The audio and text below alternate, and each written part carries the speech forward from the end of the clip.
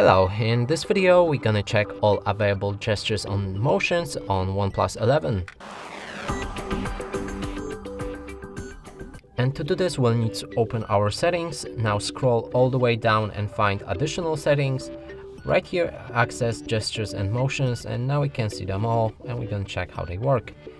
So here's screen of gestures. You can check my previous video about it. So I covered there all of the settings here on how they work on the lock screen. I'm gonna cover them, these settings in this specific video.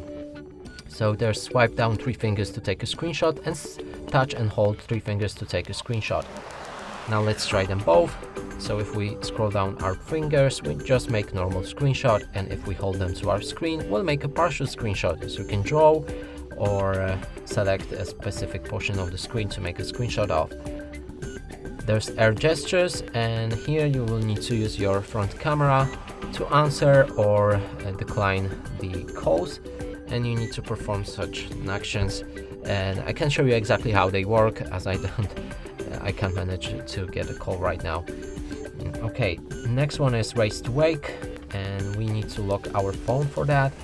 And now if it's enabled, we can pick it up and it should wake up automatically without pressing any buttons. Seems it doesn't. Wait, let's check if it's enabled. So let's place our phone on the surface again and then pick it up with a grip. As you can see, it wakes up.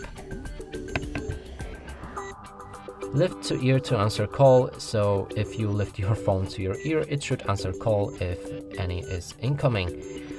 There's auto switch to receiver, which works the same way, but it will basically work all the time when you have the receiver in your ear. Flip to mute incoming calls. If you place your phone upside down like this, it should enter something like DND mode, do not disturb mode, and decline all of the calls or mute them. And that's it for this video. Hope you like it. Please consider subscribing to our channel, leave a like and a comment below.